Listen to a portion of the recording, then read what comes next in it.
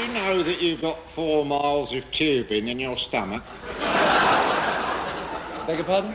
I said, did you know that you've got 4 miles of tubing in your stomach? No, I didn't know that, no. It's a good thing I'm here then, isn't it?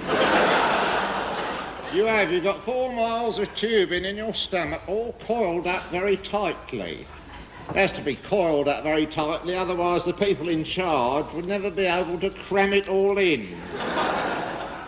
Of course, it's not any old tubing they use. It's a specialised form of tubing they use. It's called intestines. And it folds up ever so small. And that's how they manage to cram it all in. Aren't you interested in your intestines? Not particularly. Well, you should be. You should be. Because without your intestines, you'd be unable to digest. Then you'd look a bit of a fool, wouldn't you? Would you like to see a diagram of your intestines? Got a diagram of your intestines here. Well, it's not actually your intestines. Unless it was you what modelled for it. It couldn't have been you what modelled for it, because you have to be dead before you can model for intestines. Do you? Yeah, so it's not a very good job to have. Intestinal modelling is not a very good job to have. Not much call for intestinal modelling. See how far it has to go, the food? See how far it has to go? 4 miles at 1 mile an hour. This means none of the food that reaches your stomach is ever really fresh.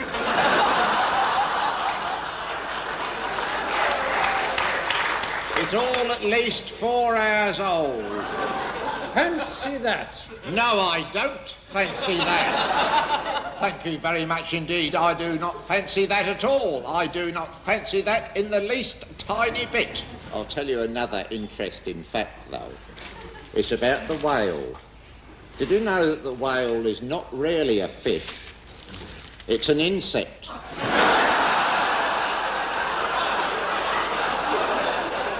And it lives on bananas. A whale is an insect? I never heard such rubbish. I know. It's a joke.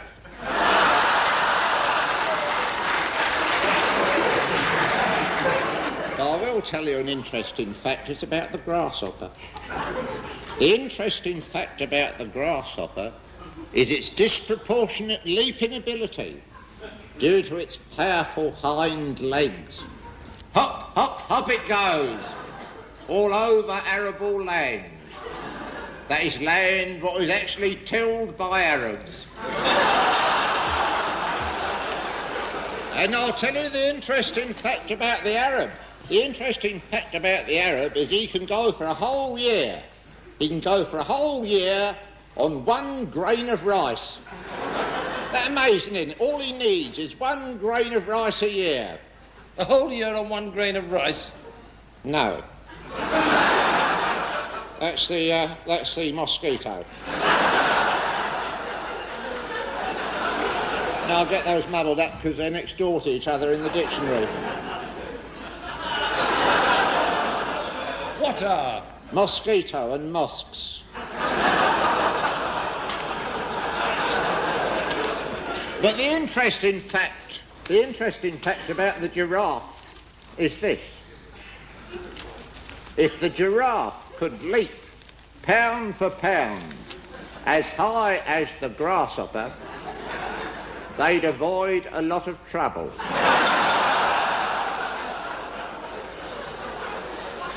Shall I tell you something?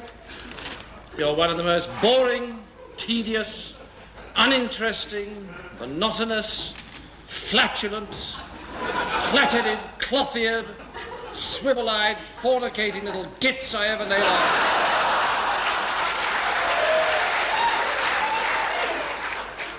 Is that a fact? Oh, very interesting.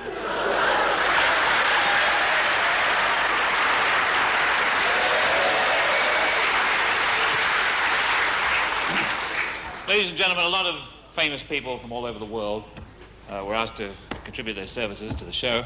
Of course, not all of them could make it, and I've been asked to read out the telegrams and letters from those who couldn't come. Kate Bush couldn't make it. She sent a letter. Phew, wow.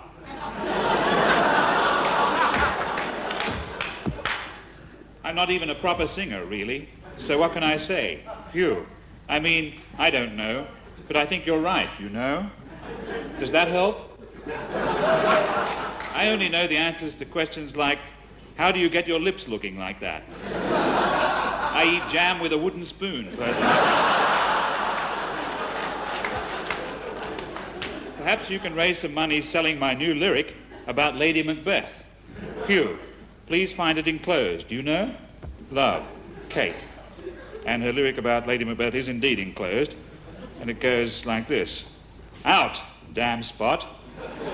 You were supposed to be a faithful dog, but you're not. Mozart. Couldn't make it. He sent us a letter. Best wishes for your brave attempt to help the victims of oppression. For your brave attempt to help the victims of oppression, best wishes. Your brave attempt, best wishes. Best wishes, brave attempt. The victims of oppression. To help. Your brave attempt, best wishes for. Best wishes for your brave attempt to help the victims of oppression. There's a note from the Shah of Persia, retired. What your organization needs is a charismatic figurehead.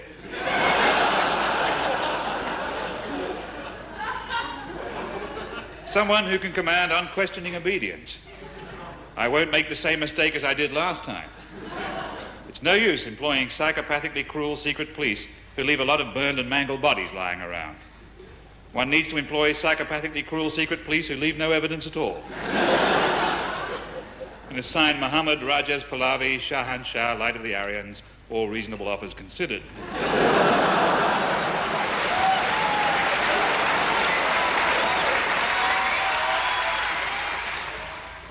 Charles, Yes, Penelope. there's something I've got to tell you. Yes, dear. I've tried to put it off, hoping against hope that I was wrong. But I've been to the doctor and had all the tests and everything, and there can be no possible doubt about it any longer. I'm going to have a baby. For goodness sake, Penelope, how many times do I have to tell you? It's not a baby, it's a balloon. Charles, it is a baby. It's a balloon, Penelope. It's a baby, darling. It's a balloon, Penelope. It's a baby. It's a balloon. Prick.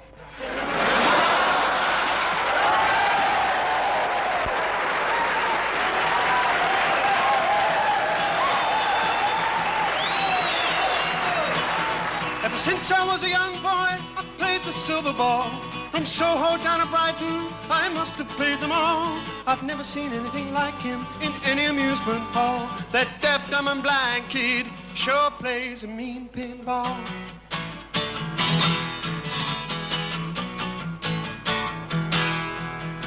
He ain't got no distractions, can't hear no buzzing bells. Don't see lights a flashing, he plays by sense of smell. Always gets a replay, never tilts at all. That deaf, dumb and blind kid sure plays a mean pinball.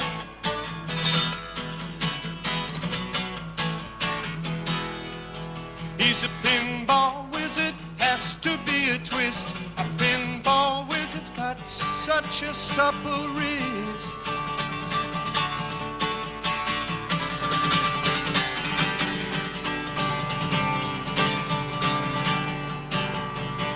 How do you think he does it?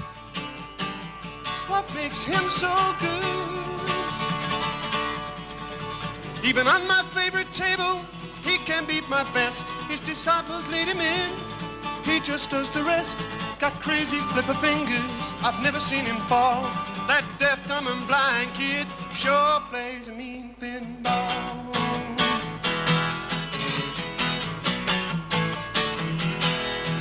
He's a pinball wizard, there has to be a twist. Pinball wizard's got such a supple wrist, yeah, yeah, yeah.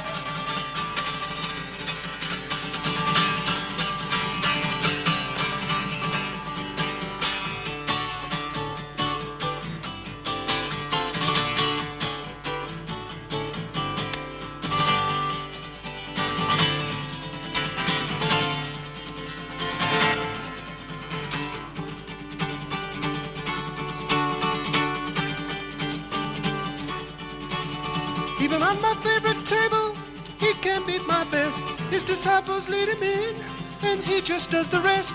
Got crazy flipper fingers, never seen him fall.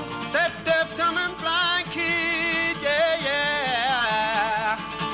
He sure plays a mean pinball.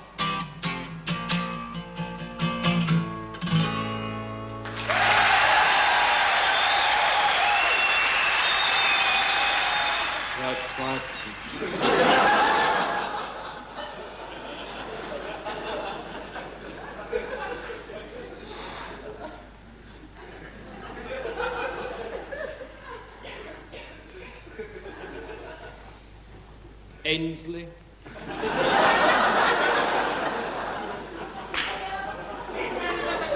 Babcock. Bland.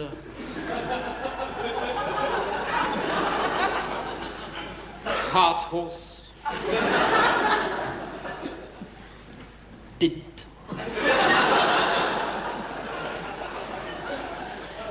Ellsworth Beast Major.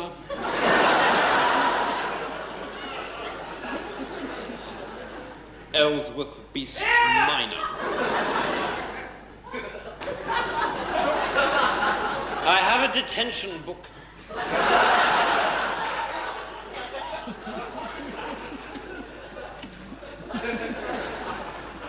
Hemoglobin.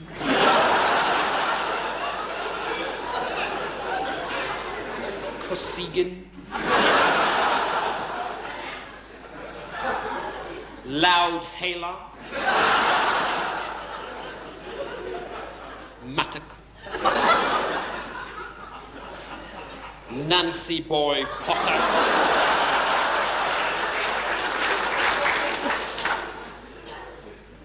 Nibble.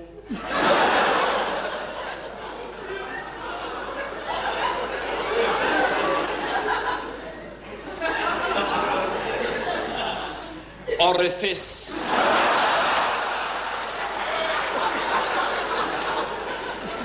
Plectrum. Poins. Sediment. Soda. Ta.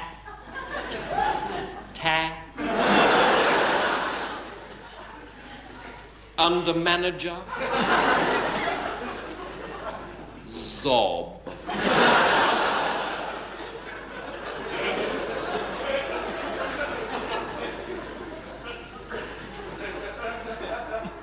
Absent. All right, your essays.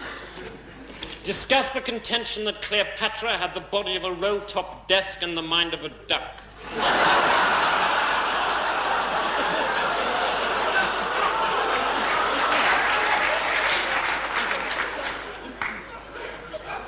Oxford and Cambridge Board O-Level paper 1976. Don't fidget, Bland. The answer, yes. Jones M, orifice, sediment, and under manager. See me afterwards. Most of you, of course, didn't write nearly enough. Dint, your answer was unreadable. Put it away, plectrum.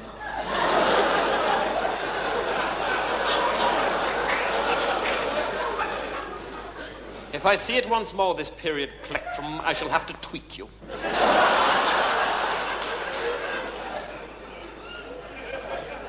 Do you have a solicitor, Plectrum?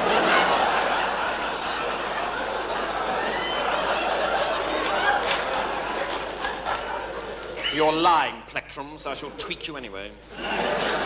See me afterwards to be tweaked. Yes, isn't life tragic?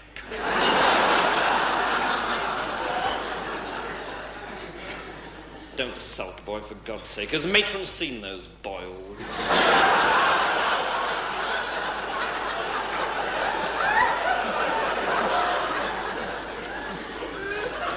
Horrid little twat. Bland German Nancy Boy Potter under manager cribbing.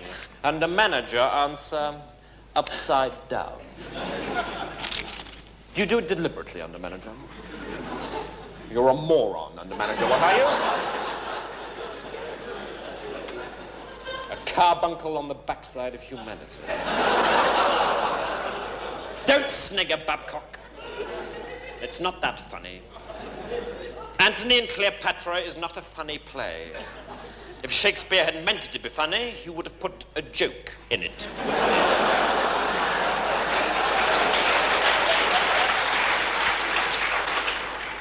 There is no joke in Antony and Cleopatra. Does anyone know a Shakespearean joke? Nibble? Nibble! Leave orifice alone.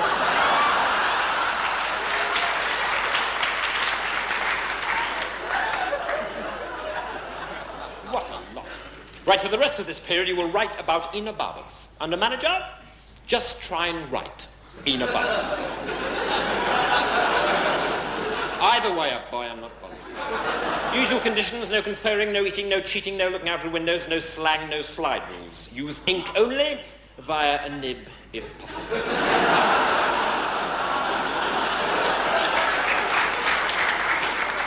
You may use dividers, but not on each other. Kosygin, you're in charge.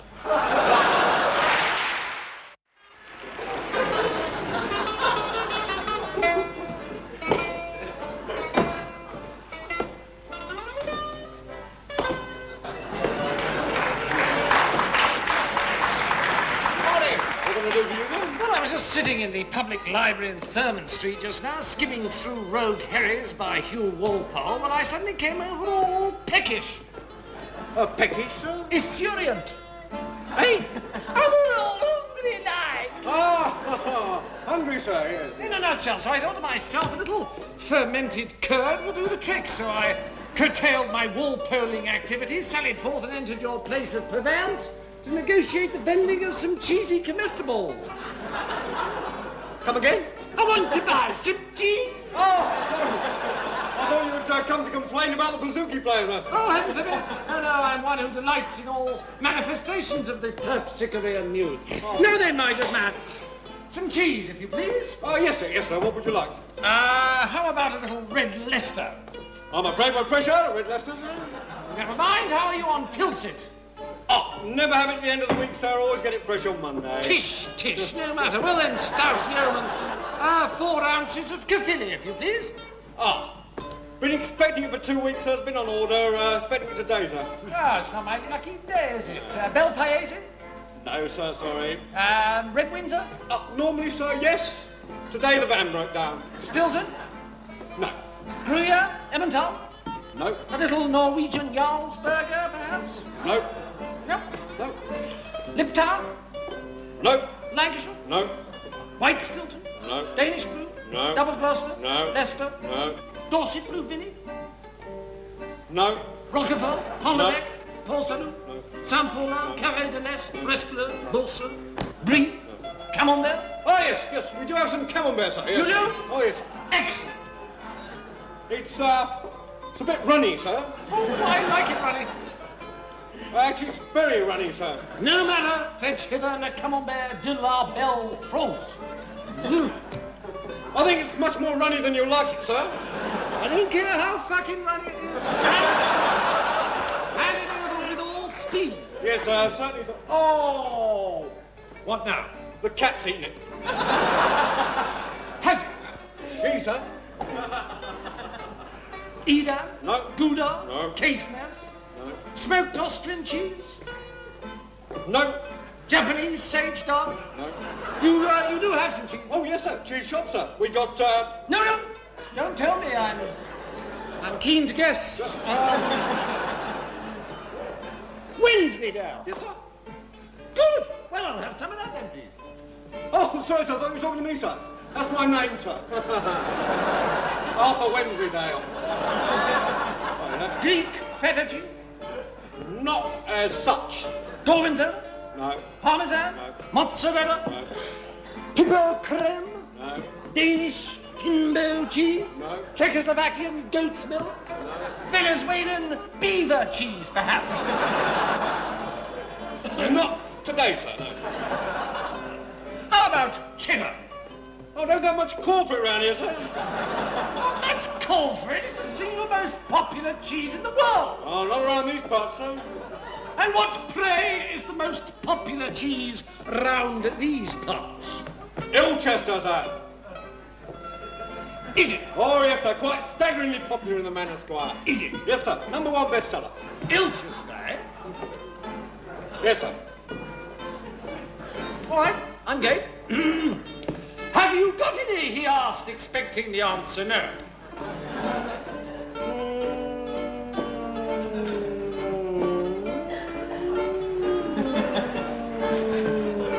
No. Not much of a cheese shop, is it? Really? Finest in the district, sir. Explain, pray, the logic underlying that conclusion. Well, it's so clean. Well, it's certainly uncontaminated by cheese. You haven't asked me about Limburger, sir. Is it worth it? Could be. Very well. Do you? Will you stop that bloody nonsense?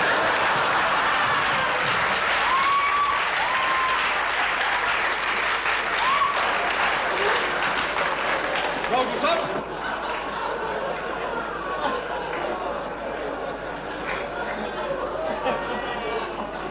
Have you got any Limburger? No. No, that figures.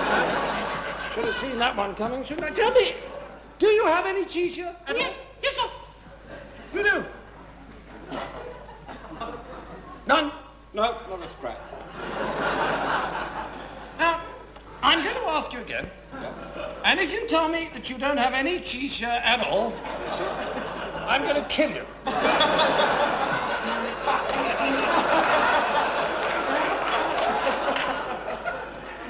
Do you have any cheese in this shop? No. What a senseless waste of human life. Thank you.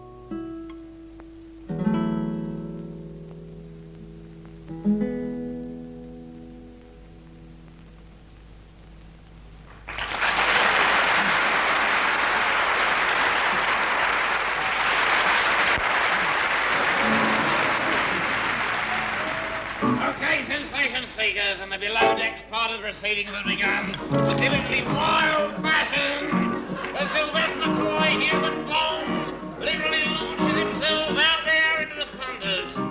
What's first on the agenda tonight, McCoy? The Indian shirt trick. Good. Here we are, Sylvester McCoy.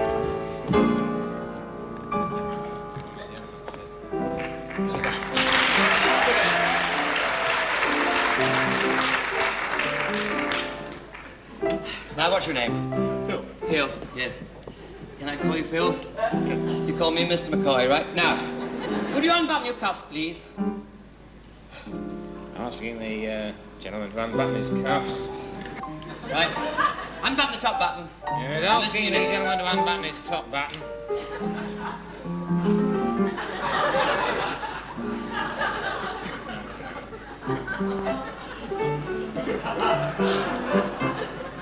Music maestro, please.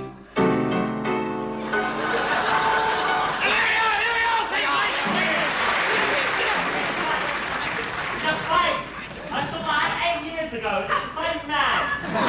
If here's a trick, dear.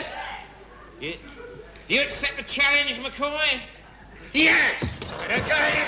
Down for the second time goes McCoy.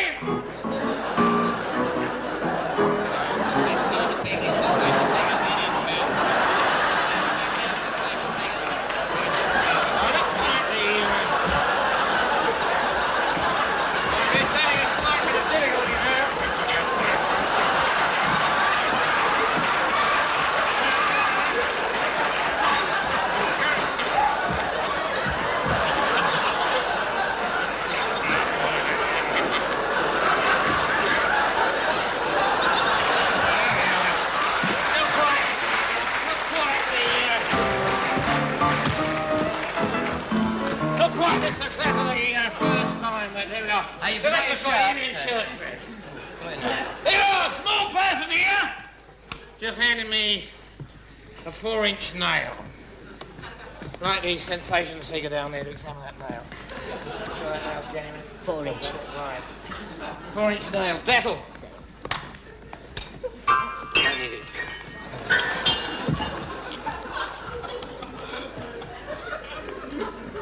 Now dipping the nail in the dental, wiping off the excess. Excess. On a bit of, That's what this act's about. 23. Now handing the 4-inch nail to McCoy. Hammer.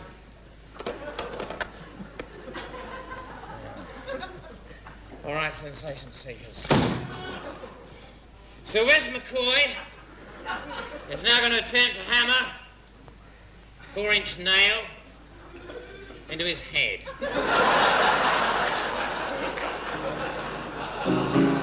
A complete quiet, please. Right, the nail is now entering that puddingy bit. You listen carefully, you'll hear a slight crack as it enters the bone.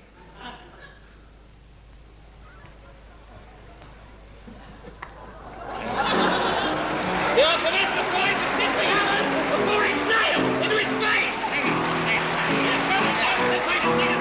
There's one there in the box there. Don't just look, don't touch. So here it goes. They're calling for the pliers.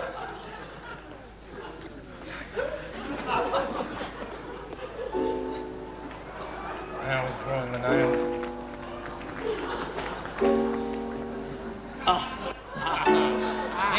Yeah, a moment of humour there, sensation seekers, as McCoy has grabbed hold of a nasal hair.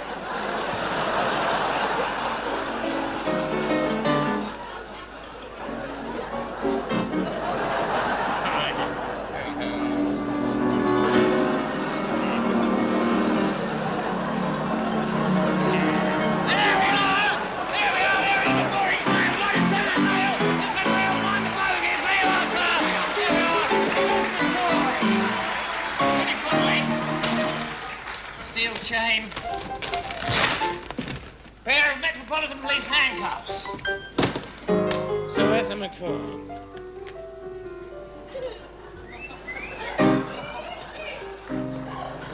Okay,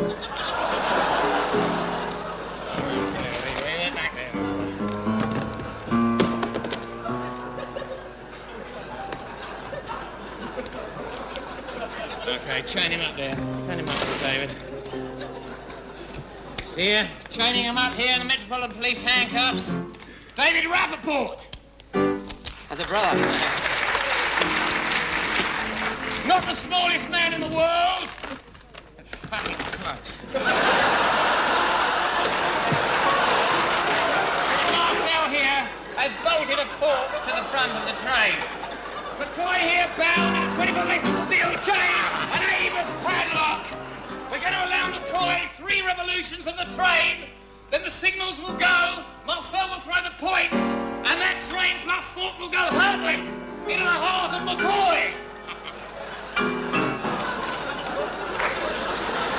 There you are, test run. Take it back there, Marcel. All right, on the whistle. Okay, sensation seekers.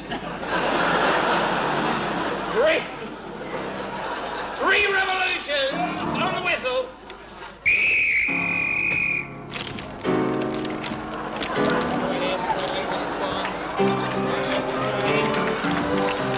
First revolution, 1.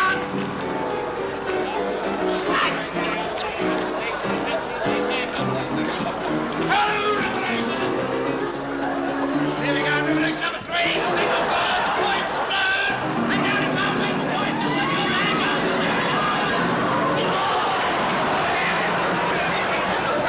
Here it is, Sylvester McCoy.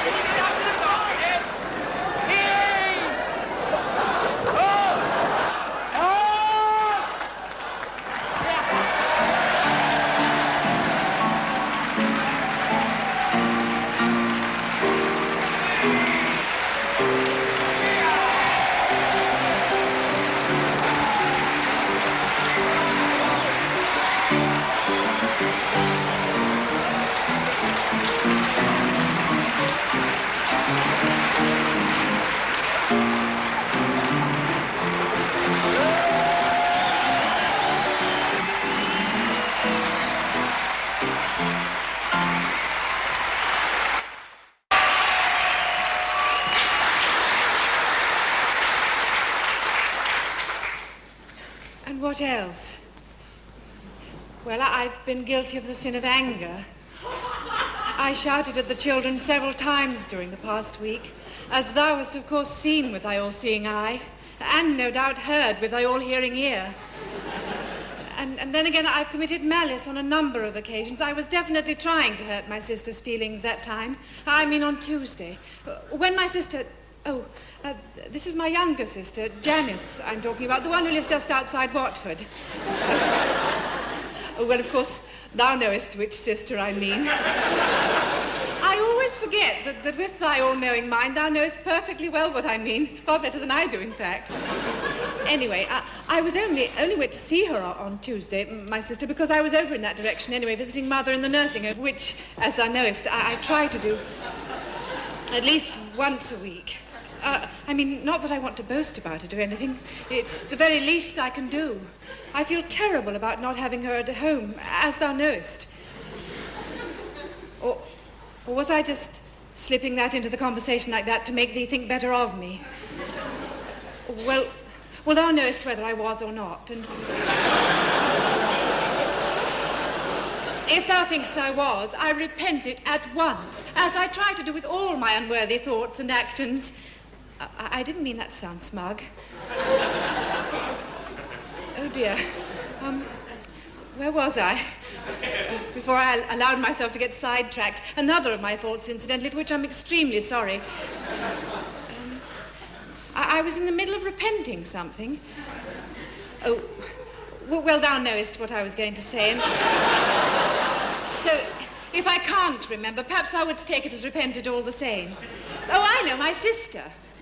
Yes. when she started going on about Mother and Mrs. Weems, who, as thou knowest, runs the nursing home, and I said, Janice, I honestly do not want to sit here and listen to you going on about that woman who has been so kind to Mother. And Janice turned round and gave me one of those looks of hers. Well, of course, thou sawest the whole incident.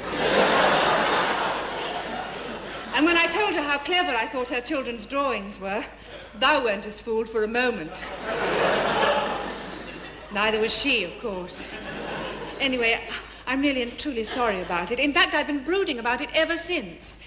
And that's another thing I ought to mention, that the way I think about myself all the time, I mean, whenever I'm not thinking how wrong everything I do is. Dost thou know what I mean? Oh, well, of course thou dost.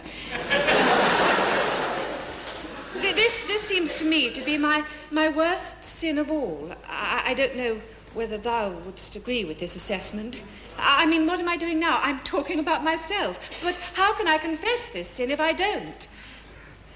Wait a minute. Am I just thinking that as an excuse for not thinking perpetually about my sins? That's one of the difficulties, knowing for certain which sin it is I'm committing here. And whichever it is, I'm really and truly sorry about it. Aren't I?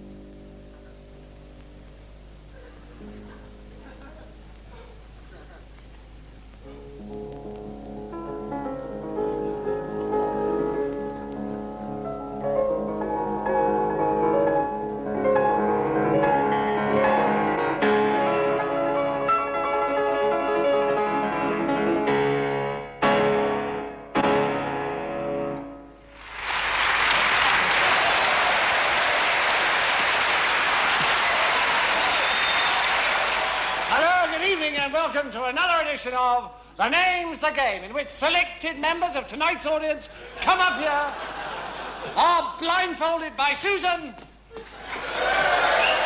are then attacked by tonight's mystery celebrity, as usual. As usual, they have just 30 seconds to guess the identity of their famous assailant. If they're successful, they win 2 weeks in a nursing home of their own choice. However, if the mystery assailant escapes identification, he or she wins £200 in a brown envelope and not a word to the tax people.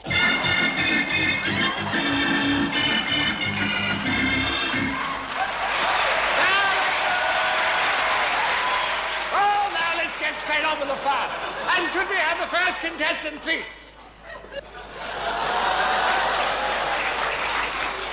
Good evening. Good evening, madam, and your name is? Mrs. Yeti Goose Creature.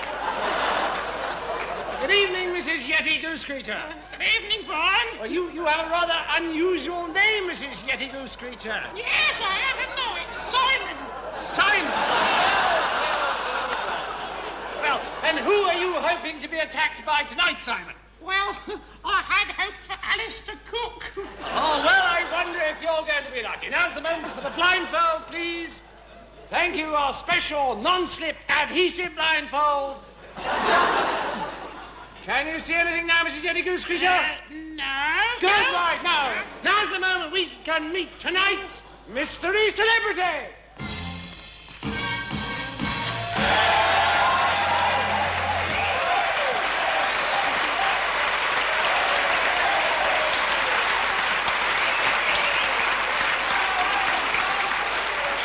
Good evening, mystery celebrity, and welcome. Mrs. Yeti Goose Creature, your assailant tonight is 5'6" tall. Yes, I understand, Brian, yes. Are you ready? Yes.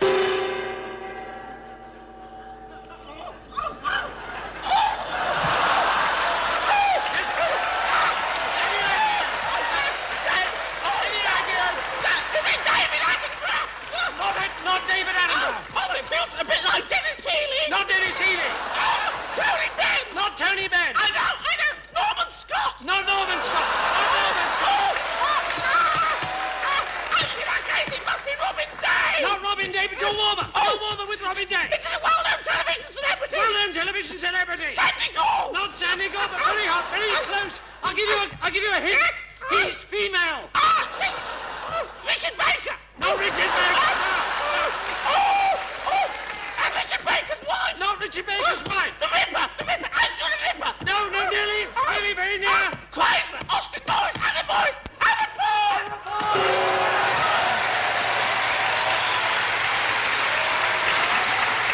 Hannah Ford in just 55 seconds. Would you like to come back next week? Oh, yes, please, Brian. Is it, Oh! In that case, it must be Dennis Healy. Not Dennis Healy. Politician, nearly. A well-known trade unionist. Yes, a well-known trade unionist. Sidney Wheel. Not Sidney Wheel. It feels like it could be Moss Evans. Not Moss Evans. No. Is he a moderate? Are you a moderate? No. Brian Jenkins. Yes. Brian Jenkins.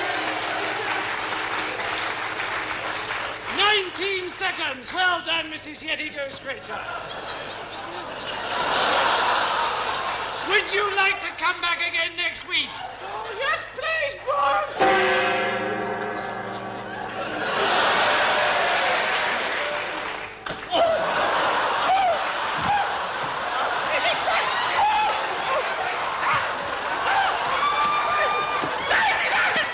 Not David Attenborough. Like Dennis Healy. Not Dennis Healy. Tony Benn. Not Tony Benn. In that case, it must be David Coleman. Not David Coleman, no. Peter West. Peter West, Warmer. Not Brian Johnson, but a Warmer. A cricketer. Captain of the English cricket team. It's the captain of the English cricket team. What's his name? Kerry Packer. Not Kerry Packer. Come on. Jeff Boycott. Not Jeff Boycott.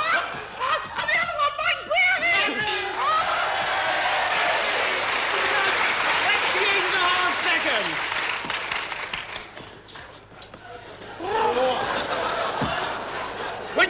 to come back again next week. Well, that's all we have time for this evening. Our thanks for you to be with us. Our thanks to Mike Bailey for being our mystery assailant tonight. See you all again next week. Bye.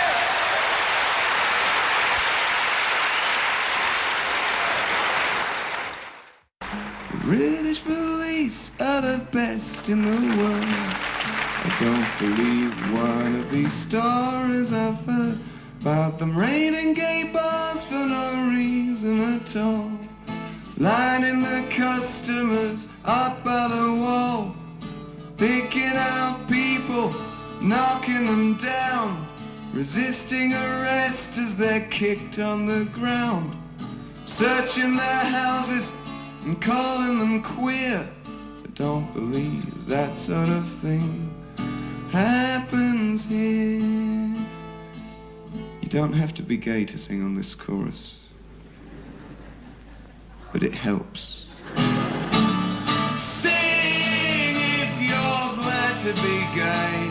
Sing if you're happy that way. Hey, sing if you're glad to be gay. Sing if you're happy that way. Being a lesbian's wonderful fun. You ain't fit to mother a daughter or son. There's no nudes in Gay News, our last magazine, but they still find excuses to call it obscene. Read how disgusting we are in the press. The Evening News and the Sunday Express. Molesters of children, corrupters of youth. It's there in the paper, it must be the truth. So try and sing if you're glad to be gay. Sing if you're happy that way. Hey, sing if you're glad to be gay. Sing if you're happy that way.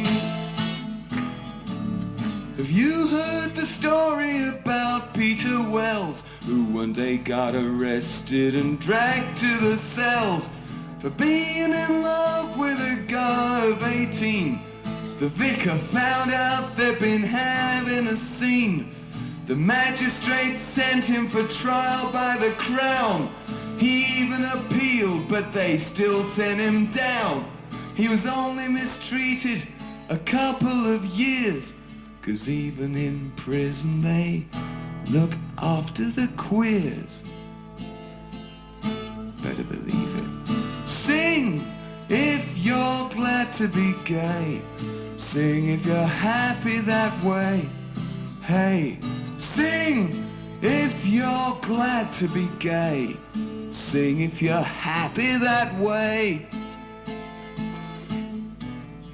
And sit back and watch as they close down our clubs, arrest us for meeting and raid all our pubs. Make sure your boyfriend's at least 21. And if you're a lesbian, don't be a mum. Lie to your workmates, lie to your folks. Put down the queens and tell anti-queer jokes. Gay lips ridiculous, join their laughter. The buggers are legal now. What more are they after? Sing if you're glad to be gay. Sing if you're happy that way. Hey, sing if you're glad to be gay. Sing if you're happy that way. One more time. Sing if you're glad to be gay. Sing if you're happy that way. Hey, sing if you're glad to be gay. Sing if you're happy this way.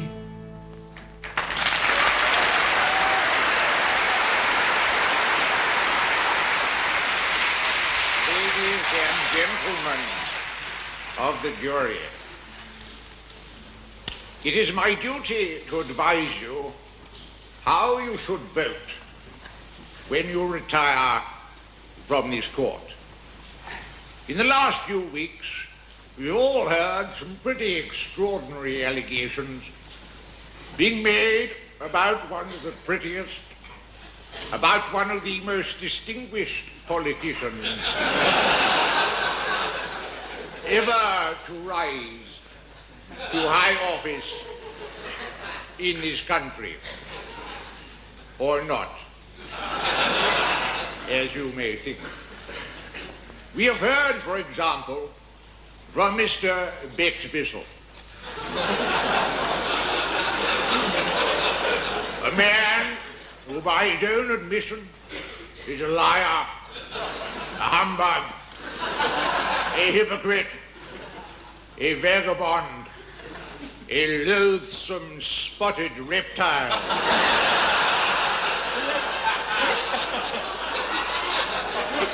And a self-confessed chicken strangler.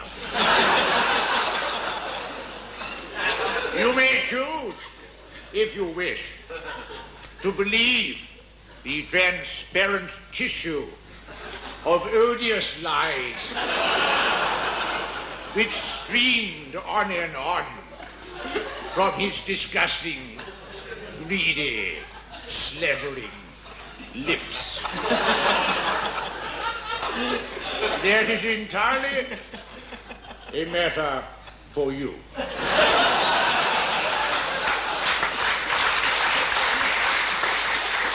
We have been forced to listen to the testimony of Mr. Norma St. John Scott.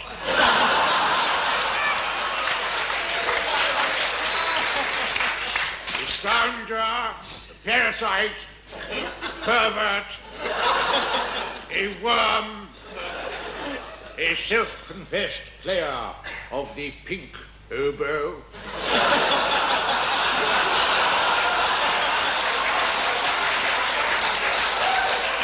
A man or woman who, by his or her own admission, chews pillows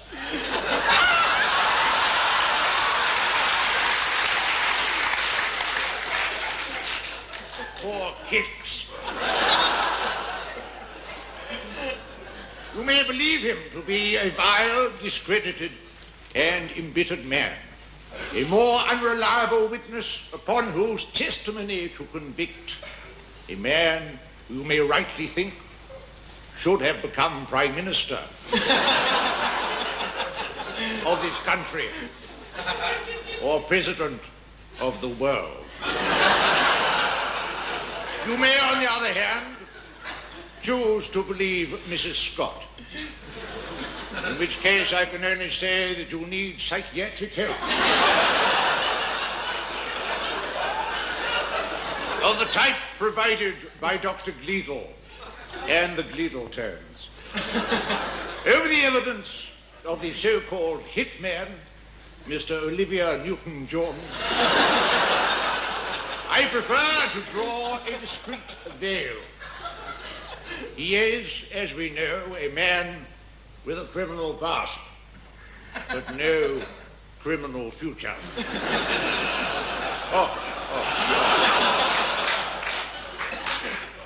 He's a piece of ordure, a piece of excrement, unable to carry out a simple murder plot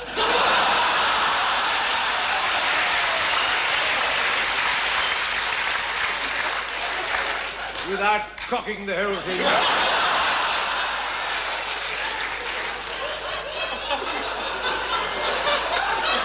Now we turn to the evidence about the money.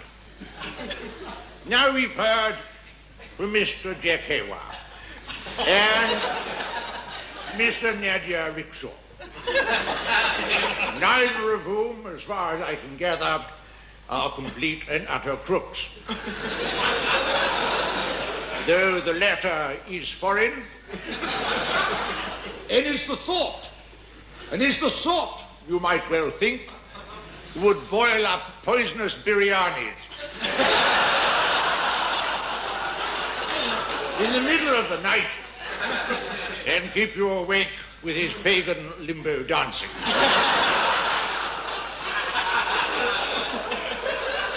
conceded by the defence that the money arrived. What happened to that, we shall never know. That is his affair, and it is not for us to pry. It will be a sad day for this country when a leading politician cannot spend his election expenses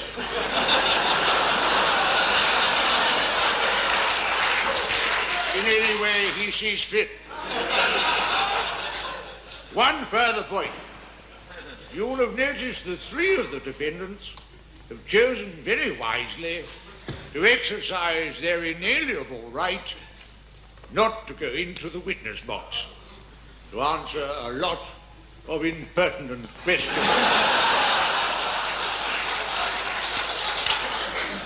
I will merely say that you are not to infer anything from this other than that they consider the evidence against them so flimsy that it was scarcely worth rising from their seats and wasting breath denying these ludicrous charges. Finally, I'd like to pay a personal tribute to Mr. Thrope's husband, Miriam, who has stood by him throughout this long and unnecessary ordeal. I know you'll join with me in wishing them well for a long and happy future. You are now to retire, as indeed should I.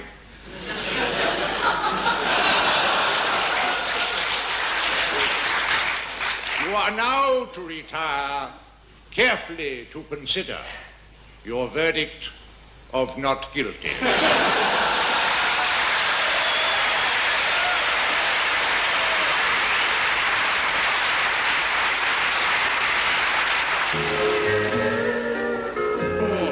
Very possible, that, very possible.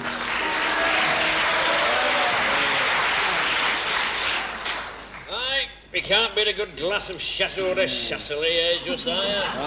Hey, right there, Obadiah. Who'd have thought 40 years ago we'd be sitting here drinking Chateau de Chasselet? Aye. In them days, we was glad to have the price for a cup of tea. Aye, for a cup of cold tea. Without milk, or sugar. Or tea. In a cracked cup and all. We never had a cup. We used to drink out of a rolled-up newspaper. Best we could manage was to suck on a piece of damp cloth. But, you know, we were happy in those days, though we were poor. Because we were poor. My old dad used to say to me, money doesn't buy you happiness, son. He was right. I was happier then. And we had nothing. We used to live in a tiny old tumble-down house with great holes in the roof. A house? You were lucky to have a house. We used to live in one room, 26 of us, no furniture, and half the floor was missing. We were all huddled in one corner for fear of falling.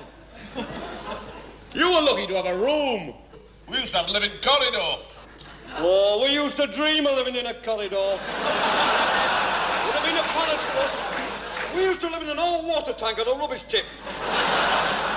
Got woke up every morning by having a load of rotting fish dumped all over us. House? Well, when I say house, it were only a hole in the ground, covered by a couple of foot of torn canvas, but it were a house to us. We were evicted from our hole in the ground. We had to go and live in lake.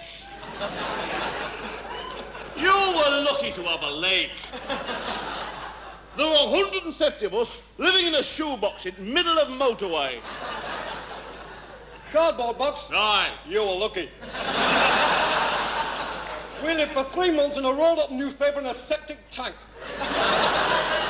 We used to have to get up at 6 in the morning, clean the newspaper, eat a crust of stale bread, go to work down the mill 14 hours a day, week in, week out, for 6 a month. And when we got home, our dad would thrash us to sleep with his belt. Luxury. We used to have to get out the lake at 3 a.m., clean the lake, eat a handful of hot gravel, work 20 hours a day at mill for 2 a month, come home, And Dad would beat us about the head and neck with a broken bottle if we were looking. Well, of course, we had it tough. We used to have to get up our shoebox in middle of night and lick the road clean with our tongues. We had half a handful of freezing cold gravel, worked 24 hours a day at mill for 4 months every 6 years, and when we got home, our Dad would slice us in two with bread knife.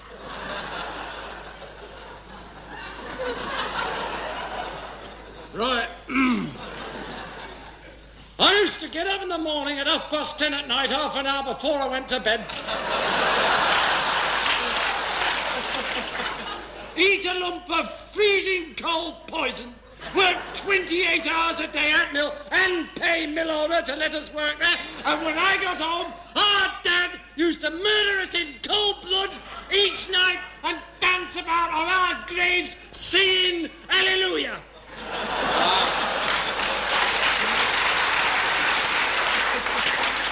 Now you try and tell the young people of today that, and they won't believe you. No.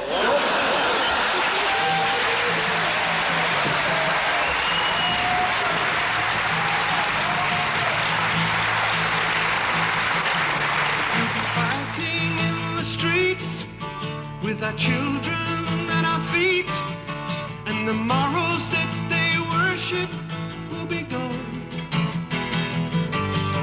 And the men who spurred us on sit in judgment of our wrong. They decide, and the shotgun sings the song. I take a bow for the new Constitution, sitting grin at the new revolution, smiling grin at the change all around. Pick up my guitar and play, just like yesterday. Then I'll get on my knees and pray. We don't get fooled again.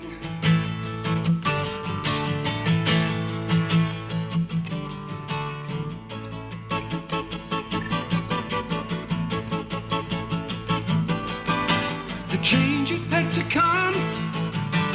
We knew it all along. We were liberated from the foe, that's all. The world looks just the same. History can't be blamed, 'cause the banners were all flown in the last war. I tip my hat to the new Constitution, take a bow for the new revolution, smile and grin at the change all around. Pick up my guitar and play, just like yesterday. Then I'll get on my knees and I'll pray. We don't get fooled again.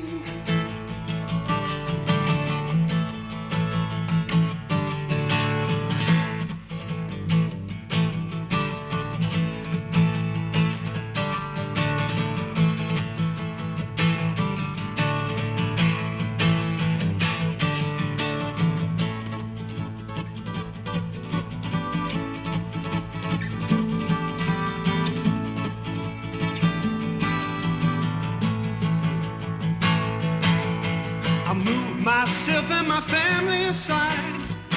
If we happen to be left half alive, I'll get all my papers and I'll smile at the sky, for I know that the hypnotized never lie.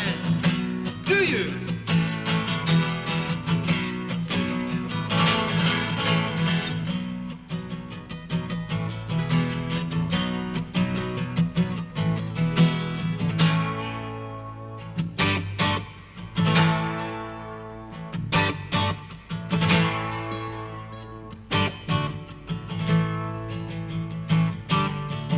There's nothing in the streets looks any different to me, and the slogans are replaced by the by. And the parting on the left is now a parting on the right, and the beards have all grown longer overnight. I tip my hat to the new Constitution, take a bow for the new revolution. Smile and grin at the change all around. Pick up my guitar and play just like yesterday. Then I'll get on my knees and I'll pray. We don't get fooled again.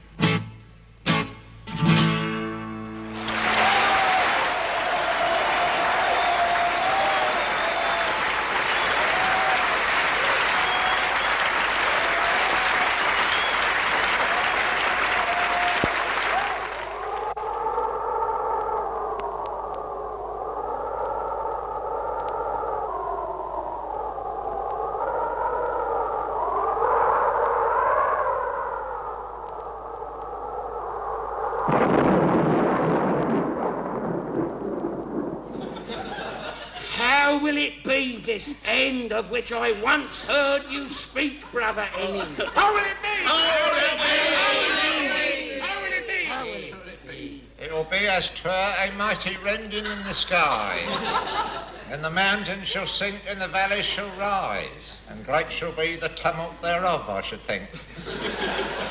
Will the veil of the temple be rent in twain?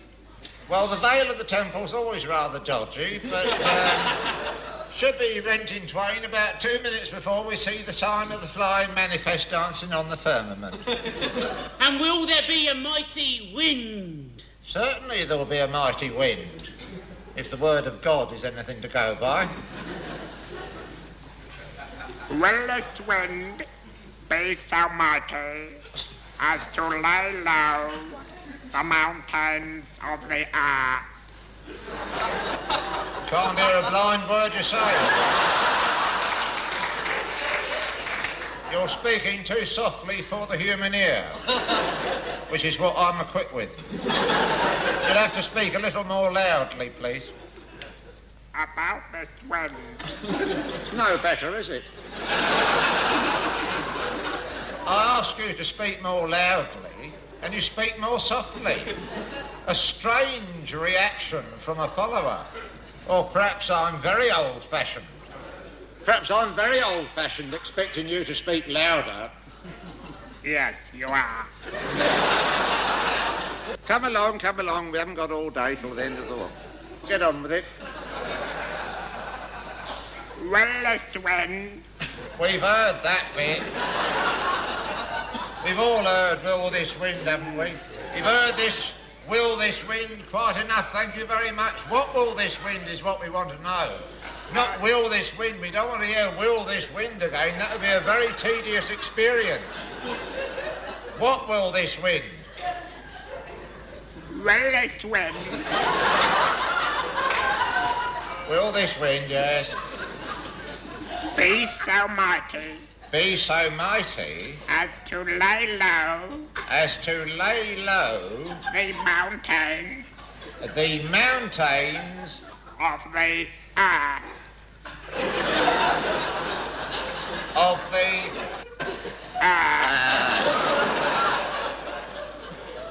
Will this wind be so mighty as to lay low the mountains of the earth? No. It will not be quite as mighty as that. This is why we have come up on the mountain, to be safe, you stupid git. Up here on the mountain we shall be safe. Safe as houses. What will happen to the houses? Well, naturally, they'll all be swept away and consumed by the fire of what is dancing on the Jeroboam, and serve them bloody well right, as far as I'm concerned. When will it be, this thing of which we've spoken? When? Well, in about 2 minutes' time, according to the very ancient pyramidic scrolls. Perhaps we'd better compose ourselves. Good idea. Prepare for the end of the world. 30 seconds. Have you brought the picnic basket?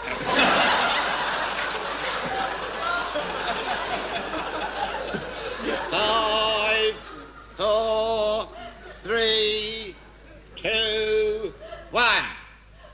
Now is the end.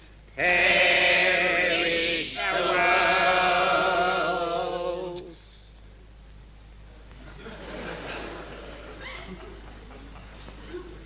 It was GMT, wasn't it? Well, it's not quite the conflagration we've been banking on.